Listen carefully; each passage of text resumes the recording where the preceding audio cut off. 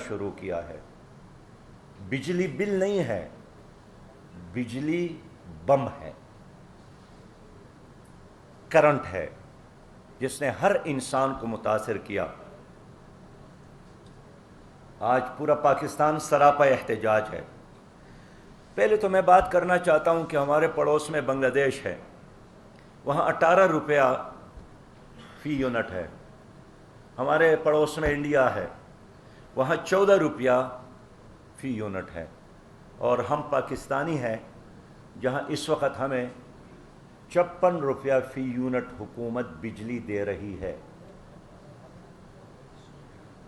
اور مجھے نگران حکومت اور سابقہ حکمران جواب دے کہ اگر ایک آدمی کا بل اس کی آمدن کے برابر یا اس سے زیادہ ہو، وہ کیسے ادا کرے گا؟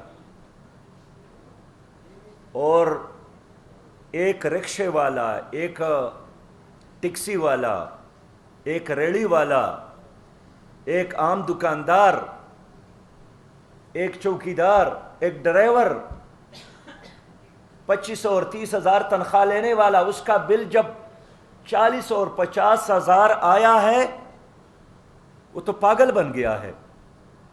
بہت سارے لوگوں نے خودکشیاں کرنے کی کوشش کی۔ کون ذمہ دار ہے؟ یہی لوگ ذمہ دار ہے۔ ساری دنیا میں لوگ غریبوں سے لیتے ہیں اور مالداروں سے لے کر غریبوں کو دیتے ہیں۔ پاکستان واحد ملک ہے جس میں غریبوں سے لے کر مالداروں کو دیا جاتا ہے۔ بجلی کا بل لوگ ادا کرنے کے لیے تیار ہے، لیکن جو اصل قیمت ہے، لیکن 48% اس میں اصل قیمت کے علاوہ ٹیکسز حکومت لیتی ہے۔ اس کا کون جواب دے؟ اور پھر حکومت کی اپنی غفلت دیکھیے، کہتے ہیں کہ لائن لاسز ہے۔ اگر لائن لاسز ہے تو میں ذمہ وار ہوں، دکاندار ذمہ وار ہے، ڈرائیور ذمہ وار ہے، استاد ذمہ وار ہے، غریب ڈاکٹر اور انجینئر ذمہ وار ہے، صحافی ذمہ وار ہے، یا آپ ذمہ دار ہے؟ کہتے ہیں کہ چوری ہوتی ہے، اور خود سرکار نے جواب دیا کہ گزشتہ عرصے میں 650 ارب روپیہ کی چوری ہو گئی ہے بجلی میں۔ اب چوری آپ کرتے ہیں، چوروں کا ساتھ آپ کا ڈپارٹمنٹ ملا ہوا ہے، اور پھر بل مجھے بیچتے ہیں، غریب آدمی کو بیچتے ہیں۔ پھر آپ کے اس ملک میں جس کو ماڈل اور نمونہ بننا چاہیے قربانی دینے میں، وہی مفت خور ہیں۔ خود سرکار کے مطابق 200 ارب روپیہ وہ لوگ کہا جاتے ہیں جو ججز ہیں، جو جنرل ہیں، فوجی افسران ہیں، سرکاری افسران ہیں، اور خاص کر بجلی کا اپنا عملہ ہے۔ کیا آئین اس کی اجازت دیتا ہے کہ ایک طرف آپ تنخواہ بھی لیتے ہیں اور دوسرے طرف غریب قوم کا پیسہ بجلی کی صورت میں آپ کہا جاتے ہیں؟ کل اخبار میں خبر تھی کہ 17 گریڈ سے لے کر 22 گریڈ تک جتنے مفت خورے تھے، ان کی مفت بجلی حکومت ختم کرے گی، لیکن اس کے بدلے ان کو تنخواہ میں اضافہ ہوگا۔ تو جو تنخواہ میں اضافہ ہوگا وہ کون دے گا؟ وہ بھی ایک غریب قوم کا خون پسینہ ہوگا۔ ایک طرف یہ سچویشن ہے، اور میں اپنی طرف سے کوئی بات نہیں کرتا ہوں، بین الاقوامی رپورٹ کے مطابق ایک طرف لوگ بھوکے مر رہے ہیں، بھوکے سو رہے ہیں، نان شبینہ کے محتاج ہے، اور دوسرے طرف آپ کے پاکستان میں 17 بلین ڈالر مراعات یافتہ طبقہ کہا جاتی ہے۔ یہ ظلم نہیں ہے تو اور کیا ہے؟ حضرت علی رضی اللہ تعالیٰ عنہ نے فرمایا تھا کہ ایک ملک کفر کے ساتھ تو چل سکتا ہے، الملک یبقى مع الکفر ولا یبقى مع الظلم، مگر ظلم کے ساتھ نہیں چل سکتا۔ آپ کے اس ملک میں ظلم ہے۔ جماعت اسلامی چاہتی ہے کہ بجلی کی اصل قیمت کے علاوہ تمام ٹیکسز واپس لے لے۔ جماعت اسلامی چاہتی ہے کہ جو آئی پی پیز کے ساتھ معاہدے کیے ہیں حکومت نے، یہ آئی پیز کے ساتھ معاہدہ نہیں ہے، یہ ہمارے گلے میں اور ہمارے ہاتھوں میں ہتھکڑیاں حکومت نے ڈالی ہے۔ یہ پاکستان کے لیے ایک ڈیتھ سینٹنس ہے۔ اس میں یہ ہے کہ اگر بجلی خرچ بھی نہ ہو جائے تب بھی پاکستان کے عوام نے ہمارا بل ادا کرنا ہے۔ ہر حکومت یہی کہتی ہے کہ ہمارا دل تو نہیں چاہتا ہے لیکن آئی ایم ایف کا دباؤ ہے۔ تو کیا ہم آئی ایم ایف کے غلام ہیں یا ہم اللہ کے غلام ہیں؟ ہم اللہ کے غلام ہیں۔ آپ کے ساتھ اگر بجلی سرپلس موجود ہے تو ان کی قیمت میں کمی کرو تاکہ لوگ زیادہ خریدیں۔ یہ نظام ہے، اس طرح تو نہیں چل سکتا ہے۔ جماعت اسلامی یہی چاہتی ہے کہ آئی پی پیز کے ساتھ جو معاہدے ہو گئے ہیں ان پر نظر ثانی کی جائے، اور جو یہاں سولر کے ذریعے بجلی پیدا ہو رہی ہے، ہم تو چاہتے ہیں کہ ان فیصلوں کو واپس لے۔ اور جماعت اسلامی نے طے کیا ہے، تاجر برادری نے بھی طے کیا ہے، ہمارے تمام دوستوں کے ساتھ مشاورت ہے، اس میں ہم نے طے کیا ہے کہ حکومت کے اس ظلم اور جبر کے خلاف، اس ظالمانہ فیصلوں کے خلاف، لوگوں کی جیبوں پر ڈاکہ ڈالنے کے اس واردات کے خلاف 2 ستمبر کو پوری ملک میں انشاءاللہ تعالی ہڑتال ہوگی، شٹر ڈاؤن ہوگا۔ ہم نہیں مانتے ہیں کہ چوری آئی ایم ایف کی ہو، ہاتھ حکمرانوں کے اور گردن عوام کے۔ ہم اس ملک کی حفاظت کریں گے، ہم اس ملک کو آگے لے جائیں گے۔ 1 تاریخ کو، 1 ستمبر کو انشاءاللہ ہم پنڈی میں عظیم شان احتجاج کر رہے ہیں۔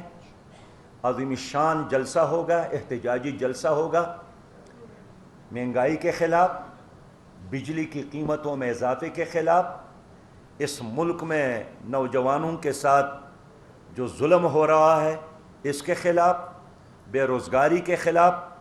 اور نوجوانوں سے بھی کہنا چاہتا ہوں کہ 1 ستمبر کو آپ پنڈی پہنچ جائے، انشاءاللہ اس میں ہم آپ کو آئندہ کا لائحہ عمل دیں گے۔ تو 1 ستمبر کو اس ظلم اور جبر، بجلی کے بلوں میں ناروا اضافے کے خلاف عظیم شان احتجاج ہوگا، اور 2 ستمبر کو ہڑتال ہوگی، اور اگلے لائحہ عمل کا ہم اعلان کریں گے اگر حکومت نے اپنے فیصلے واپس نہیں لی۔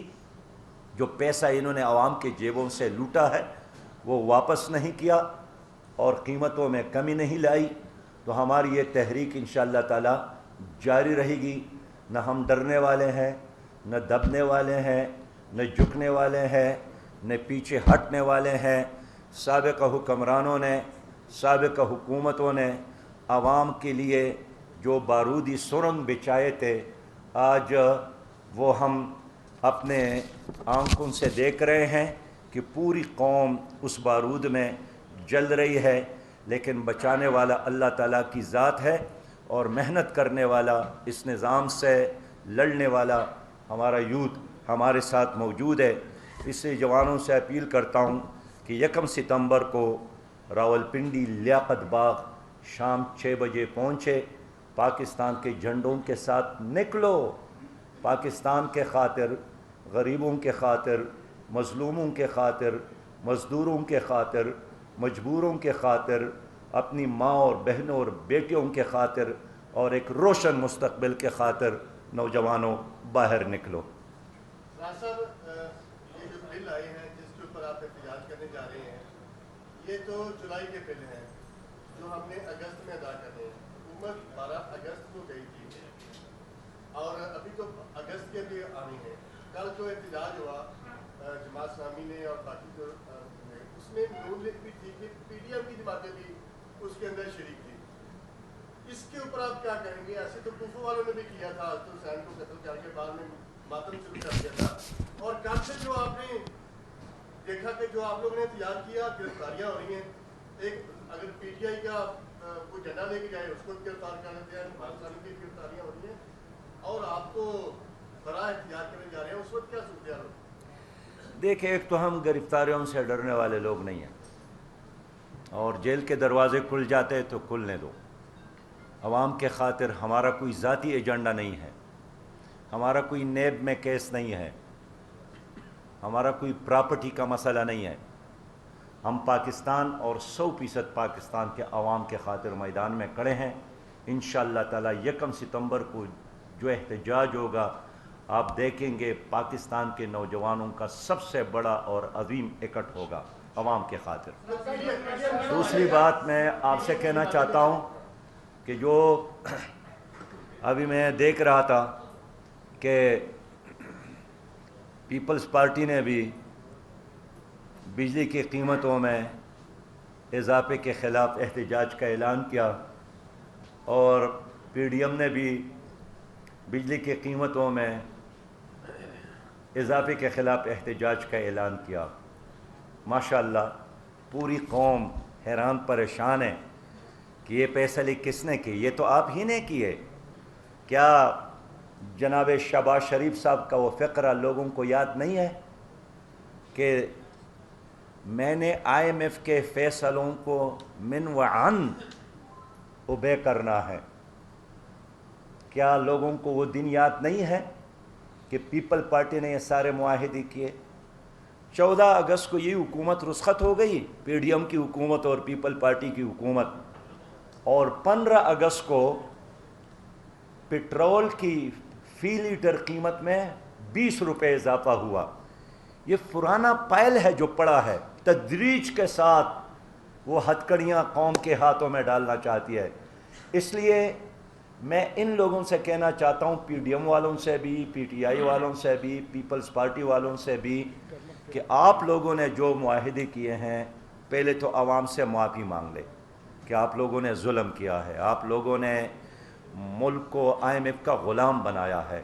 لیکن میرے ساتھ چاروں طرف نوجوان موجود ہے، انشاءاللہ تعالی ہم غلامی کی ان زنجیروں کو توڑیں گے. سر یہ بتائیں کہ آپ نے بے روزگاری کی بات کی اور بجلی قیمتوں کے اضافے کی بات کی، تو آپ نہیں سمجھتے کہ یہ اس کا حل یہ ہے کہ ملکہ حکومت آئے اور وہاں کے مسائل حل کرے اور فوری الیکشن ہو؟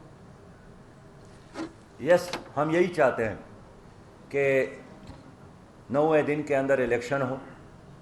جماعت اسلامی سپریم کورٹ میں بھی جا رہی ہے. آج بھی ہمارے وفد نے امیر العظیم صاحب اور ڈاکٹر فرید پراچا صاحب اور پروفیسر محمد ابراہیم صاحب نے الیکشن کمشنر سے ملاقات کی. اس میں بھی یہی بات بتائی کہ آپ کا پہلا پہلا پہلا اور آئینی فرض یہی ہے کہ 90 دن میں الیکشن کو یقینی بناؤ. جماعت اسلامی چاہتی ہے اور موقف یہی ہے کہ ہم نگران حکومت کے ٹینیور میں 1 دن کا اضافہ بھی نہیں چاہتے، اور آئین کو مذاق مت بنا دو. 90 دن کے اندر الیکشن جماعت اسلامی کا مطالبہ ہے. بھارت تو چاند پہ کمندیں ڈال رہا ہے اور ہمارے وزارت خارجہ کو مبارکباد بھی دے رہی ہے، یہ الیکشن پہ کون جال پھینک رہا ہے کہ یہ نہیں ہونے چاہیے؟ ہم تو یہی کہتے ہیں کہ بھارت نے، انڈیا نے چاند پر قدم رکھا اور ہماری حکومت نے عوام کے گردن پر قدم رکھا ہے. تو عوام سے تو یہی کہتے ہیں نا کہ اٹھو اور آئی ایم ایف کی چوری اور ہاتھ حکمران کا اور گردن آپ کا، اپنے گردن کے خاطر ان ہاتھوں کو بھی توڑو، اس چوری کو بھی توڑو. جی جی بڑی جماعت ایک عرصے سے ملک میں عام انتخابات کا مطالبہ کر رہی ہے، لیکن نتیجے تک ان کو جیلوں میں دیکھا جا رہا ہے. آپ کہہ رہے ہیں کہ انتخابات وقت پہ ہونے چاہیے، کیا پریشر آپ نے اب تک ڈیولپ کیا ہے؟ اور اگر ماضی کی طرح یہ 90 دن میں الیکشن نہیں ہوتے تو آپ کا کیا رائے ہوگا سر؟ دیکھیے، جماعت اسلامی کا موقف یہی ہے کہ 90 دن کے اندر الیکشن ہو. اور یہ جو سی سی آئی کا اجلاس ہوا ہے، قانونی ماہرین کہتے ہیں کہ یہ بھی غیر آئینی ہے، متنازعہ ہے. اس لیے کہ جن صوبوں کے حکومتوں کے نمائندوں نے شرکت کی ان کی حیثیت خود قانونی اور آئینی نہیں ہے۔ اب سی سی آئی کی اس اجلاس کو اگر بہانہ حکومت بناتی ہے ناقابل قبول ہے، اور حیرانگی یہ ہے کہ ایک جماعت نے تو پیپلز پارٹی نے سی سی آئی کے اجلاس میں شرکت بھی کی اور ان کے سفارشات کو قبول بھی کیا اور باہر آ کر اس سے انکار بھی کیا، لیکن اب میرے خیال میں عوام اس طرح دھوکے میں نہیں آئیں گے۔ ہمارا صاف موقف یہ ہے کہ اگر ایک دن بھی اضافہ ہوتا ہے نگران حکومت کی ٹینیور میں، مدت میں، جماعت اسلامی اس کو قبول نہیں کرے گی۔ ٹھیک ہے جی، شکریہ، بہت مہربانی۔ دعا کروا دیں، کونسل ختم ہو جائے گی ہماری کونسل کا اجلاس۔ اچھا، کونسل کا اجلاس۔ اللہم صلی علی سیدنا محمد و اصحاب سیدنا محمد وبارک وسلم۔ ربنا آتنا فی الدنیا حسنۃ وفی الآخرۃ حسنۃ وقنا عذاب النار۔ یا رب العالمین، ہم نے جو فیصلے کیے ہیں اس میں برکت عطا فرما، اے اللہ اس ملک کی حفاظت فرما، اس ملک کو خوشحالی میں تبدیل کرنے کی ہماری جد و جہد کو یا اللہ اپنی بارگاہ میں شرف قبولیت عطا فرما۔ صلی اللہ تعالی علی رسولہ خیر خلق محمد وعلی آلہ وصحبہ۔ جزاک اللہ۔